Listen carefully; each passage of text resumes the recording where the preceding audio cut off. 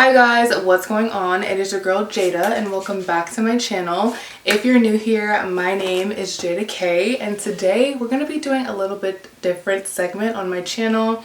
We are going to be doing Let's Talk. So it's basically going to be something just going over topics, not hair, not makeup, kind of like all around topics. I feel like after looking at my analytics, I have different people watching my channel, so I want to make sure that I'm accommodating all of them. And if you're not in the mood for hair videos, then this is going to be the video for you.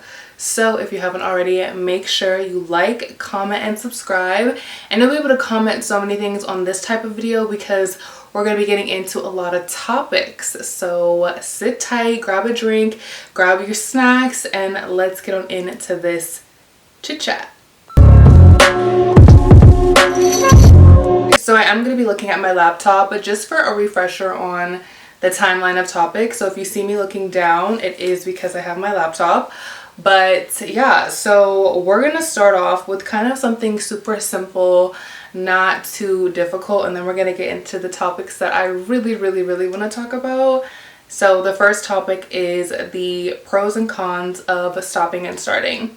So I feel like majority of the time, a lot of people online, they try to be like prophets. They try to they try to act like they know. And of course you can know based off experience, but majority of the time, or at least what I find, not everybody knows everything. And sometimes people are commenting on things that they don't know about. So really this is just my opinion based off of my experience. It's not that. And on top of that, hopefully, you know, if I continue to do this or when I continue to do this, I can add a layer of a guest. So make sure you're subscribed so you can see that come into fruition. But I'm going to break down the cons first and then I'm going to break down the pros.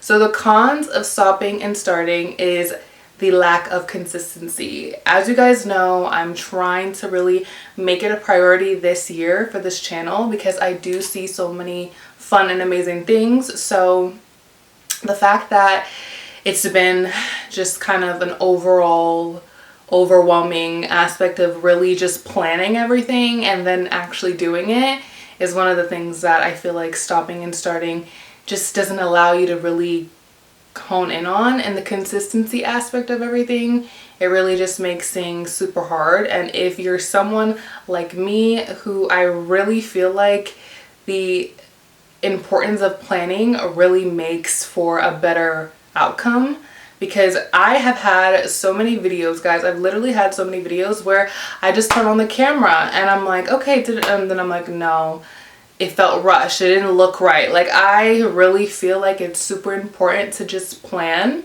so that way you can kind of push forward with the stopping and starting, because I mean, we're all human. We're all honestly going through what we're going through, but if you have like me, I have a plan, so I really want to execute it in the best way possible. So stopping and starting really only hurts me. And yeah, so the consistency aspect is really where I try my best to move forward in and like set the time, set the goal. I mean, I literally created an entire 6-month calendar so that way I don't stop and start. And even when I find myself in situations where I'm like, okay, this didn't happen this week, so then that means that the next week that has to become a priority on top of what I kind of already had planned. So, you know, that's just like the one of the things that I'm really trying to do in order to not stop and start.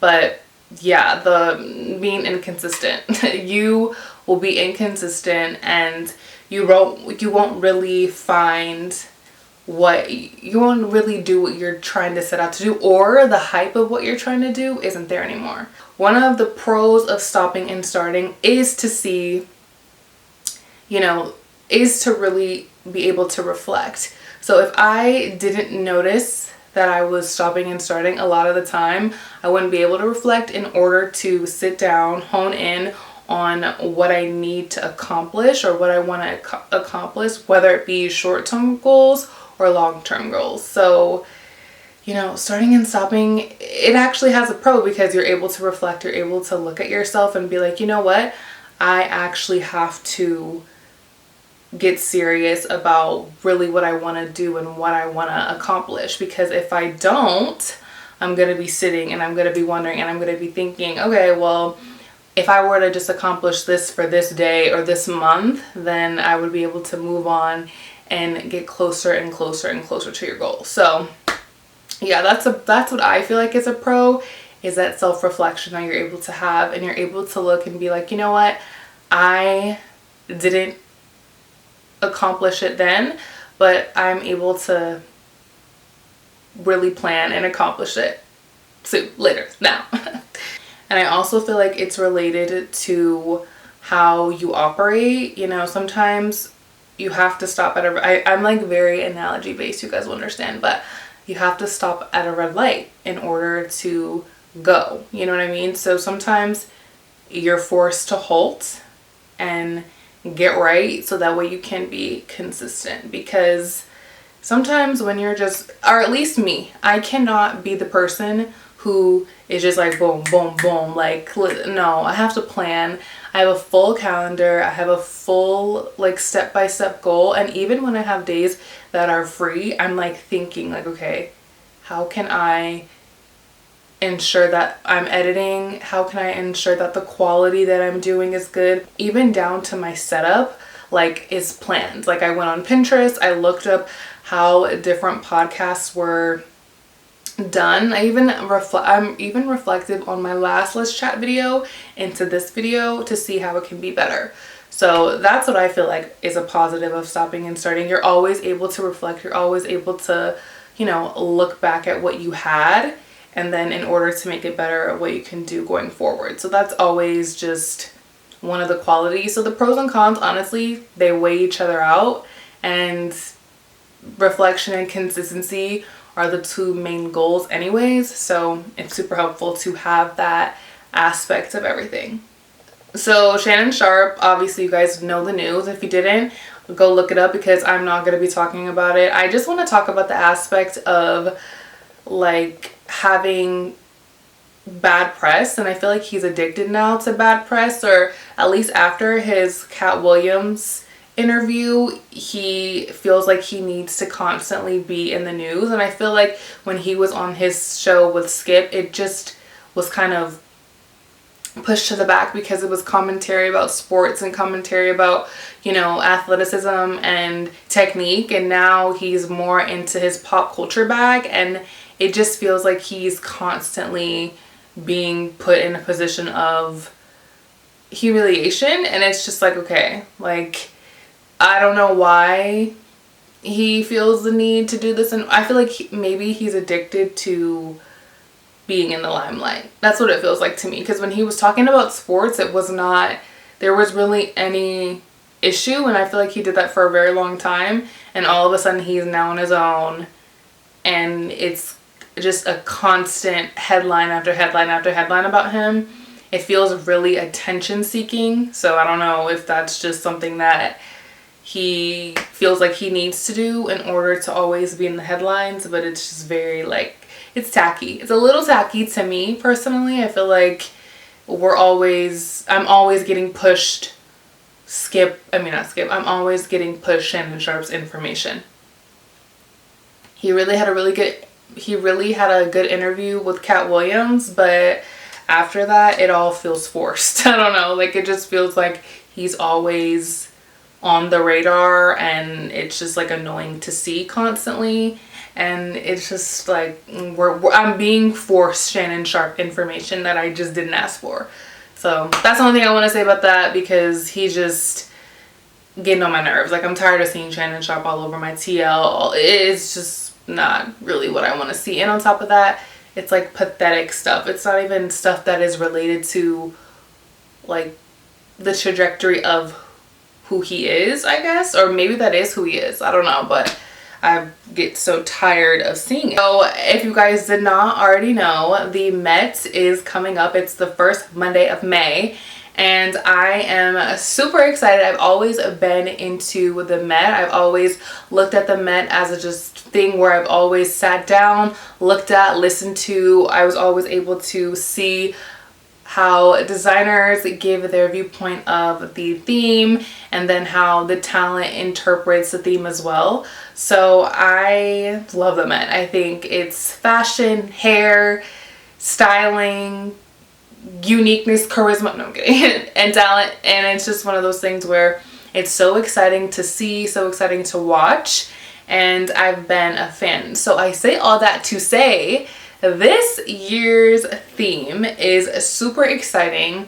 It's gonna be so dope. I'm so excited to see what the designer comes up with, along with what the talent chooses in terms of what this theme is. So the Met theme is going to be super fine, tailoring black style, drawing inspiration from Monica L. Miller's 2009 book, Slaves to Fashion, black dandyism, and the styling of black diasporic identity. The exhibition is organized into 12 sections, each representing a characteristic that defines dandy style. I'm very excited because I feel like the designers always bring it. The styling always looks amazing. The hair is perfect. Like, this is the night where you're going to be photographed, you're going to be looking amazing, and in order to do all that based off of the theme.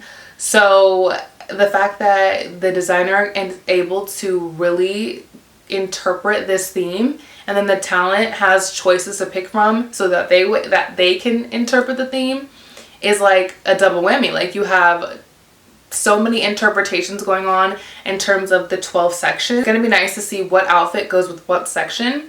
And honestly, I'm really excited for this one. The last one was pretty exciting too because it was very whimsical, and I feel like you can go so many ways, especially with the 12 sections, like freedom, presence, distinction, cool, beauty, heritage. GQ did an amazing cover of this, and I feel like it kind of gave an eye opening into what to expect, or really, honestly, it feels like a rule book for other people to kind of look for or look towards into the theme. So I feel like that's also like a nice little nudge that GQ did, or I believe it was Vogue too. So that way you can kind of see, okay, this is kind of the way that you should be dressing. And that's just like so cool. Like, you can see different aspects of the theme in what interpretations are, but also you have a nice rule book to go by just in case you're not really excited about the theme if you are invited. So that is going to be super exciting to see the looks, to see everything. And if you are following me on Instagram, I'm probably going to be posting my favorite looks like in time on my story, so make sure you follow my Instagram to see that. But the Met is always exciting for me. It's not only just like a fashion time or a fashion place. There's so many different talents there that come together, and like I said, it's all about the interpretation of the theme. So honestly, that's really exciting. And on top of that, I love to pick my favorite looks. I love to pick even my least favorite looks because, you know, it's the main night to be opinionated.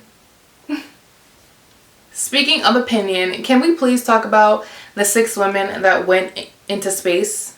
I think it was like 2 weeks ago or last week or whatever time. I cannot believe that we are in such a crazy time in terms of what's happening in front of us, what our eyes are seeing.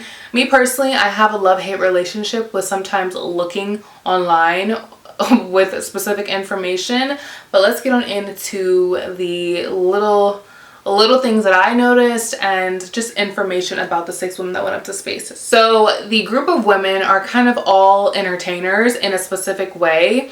You have obviously Katy Perry, who is a singer. You have Gayle King. She's like the main woman on Good Morning America. Like, she's the biggest journalist I feel like there is right now, or at least the one that we all know.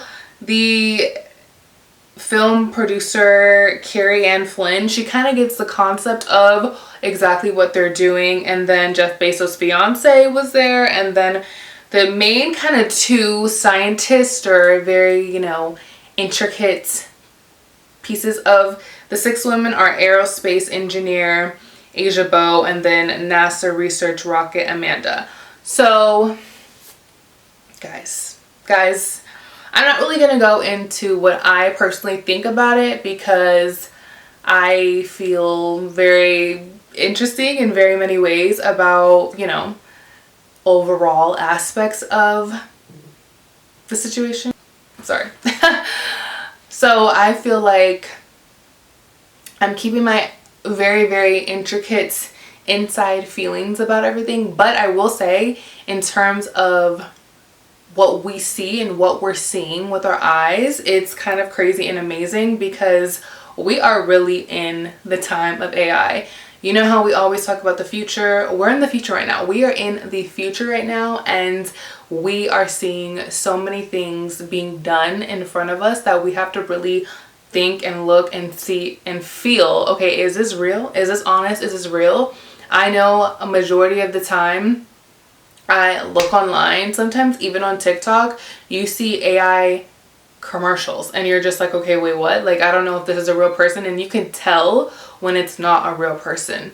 So I really try my hardest to differentiate between what's real and what's fake, because it can get very blurred. Like, it can get super blurred, and if you're not smart enough and you're not thinking really outside the box, or if you rely so much on AI, you kind of just don't even realize or won't even think it. But there's so many amazing, cool things about AI, and there's so many scary, just crazy, outlandish things that you don't even realize are happening. And I feel like that's the exciting part about AI, the new technology, the immersing just creations and things that you're able to do on a day-to-day level. But sometimes when you're looking at content and you're thinking, oh my goodness, like, is this real? Is this person really talking? Is this person really moving?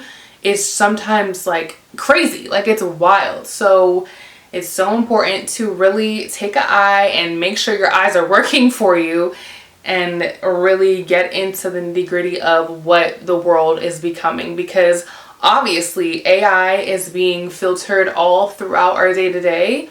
And I actually like distinguishing between what's real and what's fake. It's like a weird little thing for me, but I think it's cool. I think it's like, it's something that we're like in, like we're in, and you either are in it or you're just going to be like, you don't even care to even think about it more than 2 seconds. But sometimes when you look at stuff and it's AI and you know, and you could literally clearly see it's AI, it's just like, oh my gosh, like that is wild. Even certain things where they may be, you know, replacing models with AI forms of things, like things are just changing overall, and it's just like, oh my goodness, like AI is crazy. Like AI is crazy. I personally love it, obviously, for it's weird. Like I like it on the working level, and I like it on the editing level. I like it on, you know, more of the creative level, but obviously when I'm not in control of it and I'm seeing it for like, I'm seeing it like in my face, I'm just kind of like, oh, like that's real. That's real. Like that is real. So AI is here, and I didn't really want to talk about the 6 women because they're all entertainers. So, you know, it is what it is, but that just deeper conversation of AI is really what I got from the 6 women going into space. Like AI is here. You gotta be able to just, either you care to distinguish or you don't care. So like, it's crazy. It's crazy, but I love it. I think, like, I'm into it. Like, I'm into it. Especially when we have seen movies, so many movies with CGI. It's like, okay, that's obviously in a movie, but with AI, it's like our real life. Like, that's our real life. It's crazy. It's crazy. So, Tracee Ellis Ross recently went on Michelle Obama's podcast, and she was just going over, you know, it was like a snippet of a headline, but of course it grew bigger. And it was basically talking about how she's older and she prefers dating younger men. They were really just, you know, talking about dating overall and how it's going to obviously be different for people like the First Lady and her brother, and someone like Tracee Ellis Ross, who not only is a product of Diana Ross, but she has formed her own, you know, name for herself. Tracee said that she doesn't really care if she really just cares about her needs being met. And I feel like sometimes when you're dating and you haven't really experienced so much dating, you're kind of just like, oh, well, I feel like I have to extend myself a lot. And I feel like especially dating older, because that's my experience. I've dated older, but I've never dated younger, obviously, because I'm still at a good age where I don't need to date younger. But I've never dated younger, only older. And older, it just felt like there was just like a little bit of a gap. And I wouldn't say, let's not say I dated like 90. I've not gone. I've probably, you know, gone to maybe, no, yeah, I did maybe in the 30 range. I've never dated 40, 50. No, I wouldn't do that. But, or never say never, but I did my experience is, and it was nice. He was very sweet. He was very accommodating, very thoughtful. Every time we would have dinner, he would have roses at the table. Roses always. When I was sick, it was like care package on care package being delivered. Food that I wanted delivered. It like very accommodating. He had his own situation. It was just obviously a different realm, car, like whatever. Like the little things that, you know, somebody who just has never dated may be excited for.